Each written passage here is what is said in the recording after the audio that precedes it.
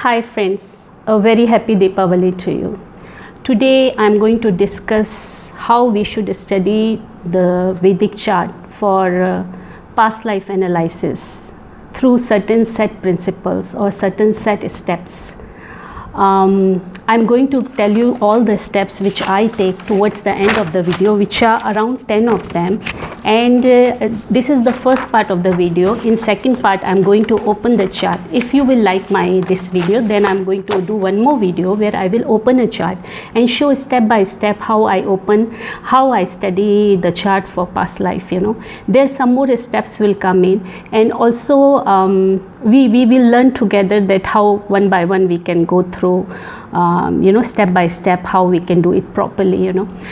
Also there are certain scholars, astro scholars, who are of belief that fifth house of natal we must and fifth house from moon we must take for past life studies.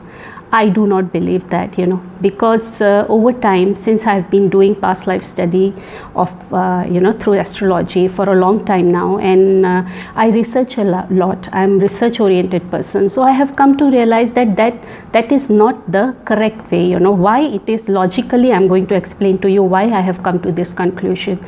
And if you all like this video, then I will proceed to next video and I will open a chart. And even if you want more charts, I can open more charts, but it basically depends if you accept my theory or why I have reached to this conclusion that fifth house is not the house of house for past life studies. Okay, so now I want to explain to you. See, fifth house in the original zodiac belt is the sign Leo.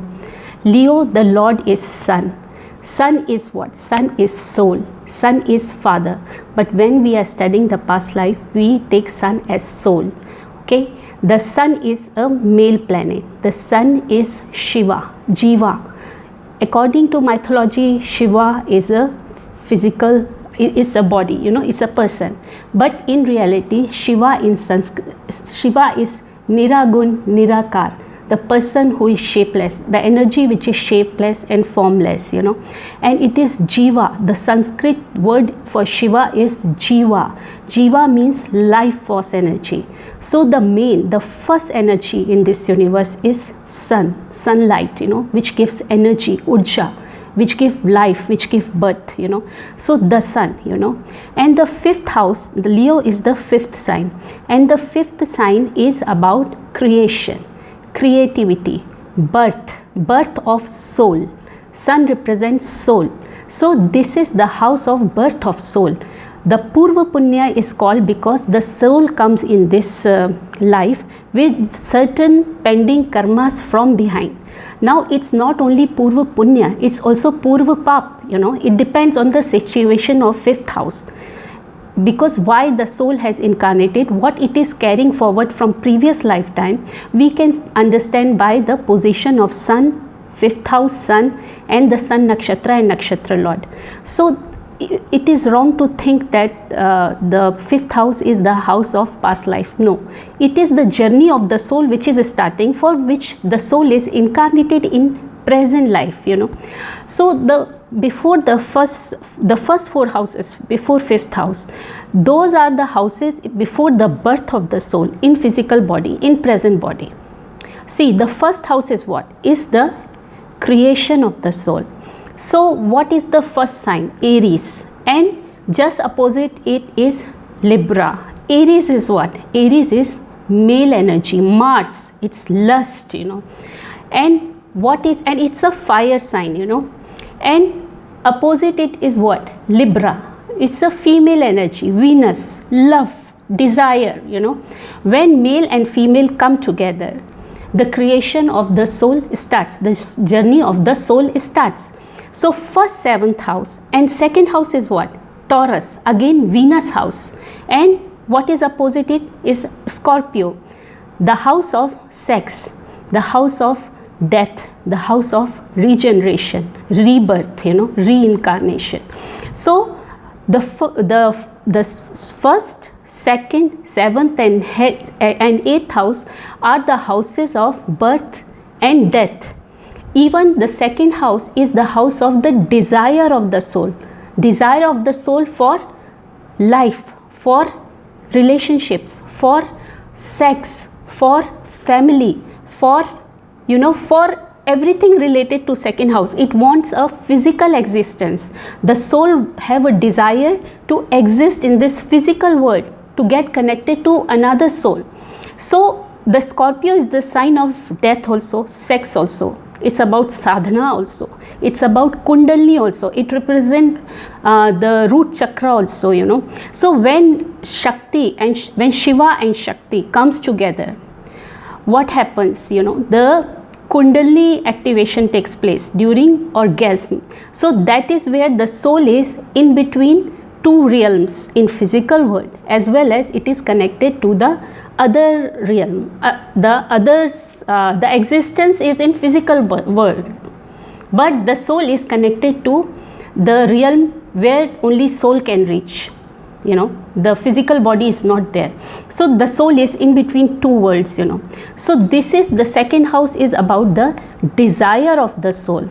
The third house is what?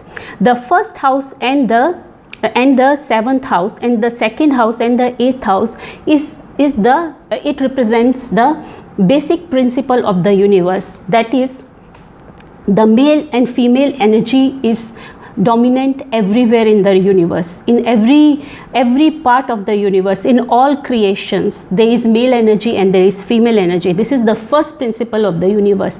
And this first, second, seventh and eighth houses, this proves that. Then the third house comes. Third house is what? Gemini. The Lord is Mercury. It's Buddhi. Before the soul comes to consciousness, before that, the principle of mentalism, thinking power comes in. The soul can think. So opposite of Gemini is what? Sagittarius. With this thinking mind, the soul wants to come in physical body and want to learn, gain knowledge. So this is the principle of mentalism. The mind is given to the soul, to the conscious, to understand, to learn, to gain knowledge in the physical journey. Then we come to fourth house. The fourth house is Cancer. It represents moon. But before moon, it is Man. It's inner conscious. It's Antaratma. It's the soul of the soul. The sun cannot come in existence without moon, because moon is the soul of the soul. So for existence of soul, the inner conscious is very important. For existence of inner conscious, mind is very important. For existence of mind, inner conscious and soul, desire is very important. With desire, intention, the things happen. That's how we can manifest whatever we want. And before that, creation is important. Without creation, without union of Shakti and Shiva, there is no creation. So this is the thing. So when we come to fifth house, which is Leo, the house of birth of soul. Soul for what? For existing lifetime. It's not about previous lifetime. Yes, it brings forward the unresolved issues, karmas, lessons from previous lifetime into this lifetime. But it is not about past life. It is about present journey of the soul. Okay, and then you see the sign triangle in every religion, in every cultural system, from older times, from ancient times. The symbol of Trinity is triangle. What this triangle suggests? Leo, the sun at the head. Sun is Shiva. Sun is the one who is responsible for this creation, life force energy. Okay, so what is the fifth house Karka? Significator is Jupiter, Dharmadhikari. So one side is on the top is sun of that triangle. One side is Jupiter, Dharmadhikari. This side is what? Opposite of Leo is what? Aquarius, the Mool Trikon sign of Saturn. What is Saturn? The Karmadhikari.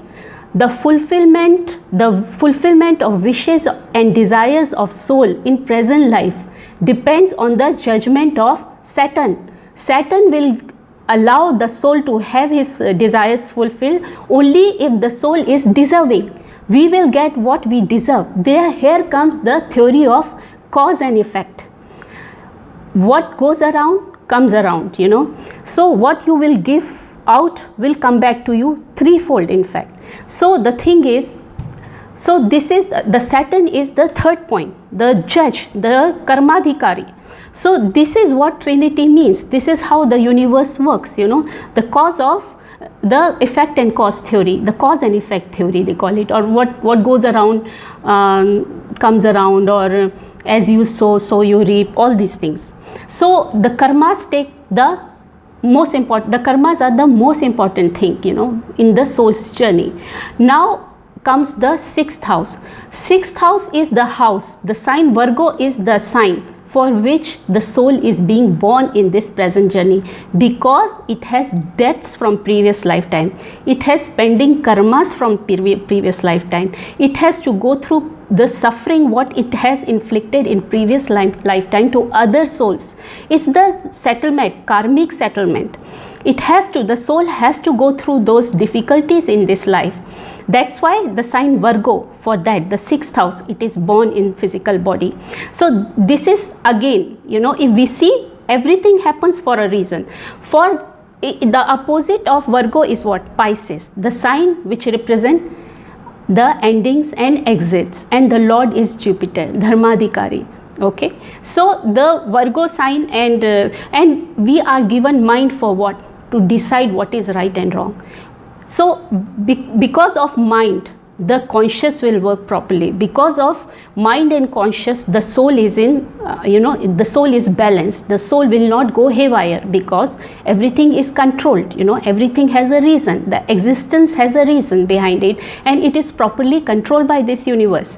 So endings and exit is Pisces, just opposite Virgo. So if we will do the right karmas, if we will settle our pending karmas, we will rectify our wrong karmas, we are watchful for what we say or what we do, as long as we don't hurt another person, we are going to go to, our soul is going to exit and go to a better dimension, you know, a higher dimension. And our next life journey will be decided by karmadhikari and dharmadhikari. For our soul, they control our soul, because they are 2 points, the soul is 1 point, you know. So these both are balancing it. There is a balancing act between karmadhikari and dharmadhikari. So when the soul will exit, it will go to another, the dimension we deserve, our soul deserves to go, and then our next life pattern will be again decided accordingly. So this is why the fifth house I do not take as the house of to study for past life. So now how I study a past life? See, I always see, first of all, the prenatal eclipses are very important, you know. When you start studying a chart for past life, you have to make sure that you know the prenatal eclipse signs, you know, because the solar and lunar eclipse, they decide what the soul is bringing from past life, and through solar eclipse and lunar eclipse, what it is going to go through in this life, you know. So these two signs are very important. Then the Dagda signs are very important. The Dagda sign is the signs which will show that where the soul will struggle most, you know. Okay, I just read them to you one by one, so that it's easy for you all to note down also. See, first we have to see step by step. There are certain steps which will be missing here when I will make the next video. If you all will like this video, then I will make the next video, and there I am going to explain further some more steps, you know. So see, the first thing we have to see the eclipses, as I have said, you know. We have to see the Uranus, Neptune, Pluto. Why? With that I will explain in another. Not only they are divine will and they are very intense, they make sure things happen because it's divine will. But in my next video, when I will be opening a chart for past life analysis, I will explain in detail their function, you know. And another thing is yeah, these two, I think I have forgotten certain things which I will mention in my next video. So okay, so we have to see the burn signs, very important. Then we have to see the Atma Karka and Amatya Karka. We have to see the sign of sun placement and its nakshatra and nakshatra lord placement. We have to see the placement of Saturn, very important, and its connection with sun through aspect or conjunction or through nakshatra. we have to see the retrograde planets, because retrograde planets bring forward a pending karma, very intense pending karma from past life, or the area where we will suffer most, where the results will be very intense. So those retrograde planets, we have to really understand their movement, and then we have to study Saturn, as I have said. And if Saturn is retrograde, it's even more intense. It's really a very intense destiny. It is going to give lot of trouble wherever it is, So Saturn retrograde, we really have to study very hard for past life, that what actually transpired, why Saturn is giving this kind of results in this lifetime. Then we have to understand the moon sign and moon nakshatra and nakshatra lord placement, its connection with sun, the moon connection with sun and also with Saturn. Okay, then we have to see the Arudha Lagna and of D1, and the Arudha Lagna of D1 and its placement, that sign placement in D60, and the third from Arudha Lagna, D1 Arudha Lagna in D60, the third from it also tells us about the deaths from past life and the pending karmas from past life. Okay, we have to study Rahu Ketu axis, because Rahu Ketu axis is not only the Kundalini of the chart, it's also the karmic axis, So we have to study it in D1, D9 and D60. D9 we have to study to verify whatever is the natal is telling, whether the D9 is verifying it or not. The same events are being shown by D9 or not. But D60 should be studied independently, but we can see some signs, what D1 is showing. We can study those signs in D60, but in D60 we have to put the 12th lord in the ascendant. Okay, and then this is it. And so when I will make my next video, I am going to talk about I will show how I open a chart, and for past life, and maybe some more steps will come in there. So I hope you agree with what I have said. If you all like this video of mine, please let me know, so that I go ahead and make the second part of it. If you all do not agree with me, then I won't proceed, because this is my way of looking at it. It's my perception. I have a right to it, and if you all agree, well and good. If not, I'm just a student of astrology and I'm just trying my best. Thank you. Take care. God bless you.